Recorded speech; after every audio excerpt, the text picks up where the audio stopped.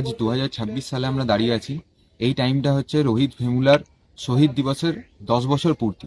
2016 সালের 16ই জানুয়ারি এবং 17ই জানুয়ারি এই টাইম করেই রোহিত ভেমুলা হায়দ্রাবাদ সেন্ট্রাল ইউনিভার্সিটির একজন জেআরএফ স্কলার, পিএইচডি ছাত্র।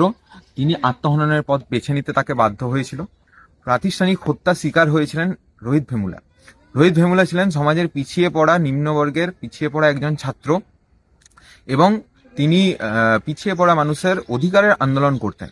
তার সহপাঠীদের কাছ থেকে জানতে পারি আমরা যে রোহিত ভেমুলা সমাজের তার সকল রকম পড়াশোনার ক্ষেত্রে মেধাবী ছাত্র হিসেবে গণ্য ছিলেন।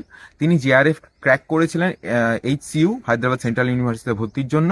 তারপরেও তৎকালীন HCUর যে উপাচার্য, সেই আপ্পা রাওয়ের প্রশাসন রোহিত ভেমুলাকে প্রাতিষ্ঠানিক হত্যা করার জন্য দায়ী। রোহিত ভেমুলার হস্টেলের রুম চাবি দিয়ে দেওয়া হয়, তাকে সাসপেন্ড করে দেওয়া হয়, তার জিআরএফ এর টাকা বন্ধ করে দেওয়া হয় এবং তাকে আত্মহননের জন্য বাধ্য করা হয়।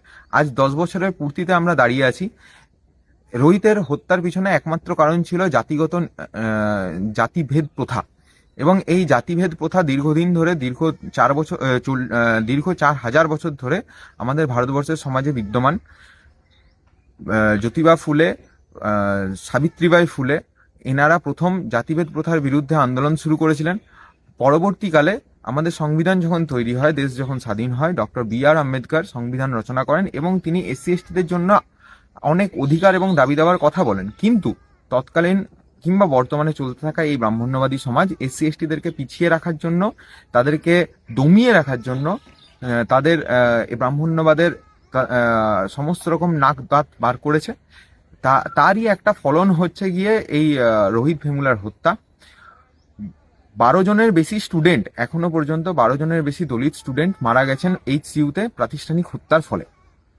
রোহিত ভেমুলাও তার এই প্রাতিষ্ঠানিক হত্যারই এক শিকার।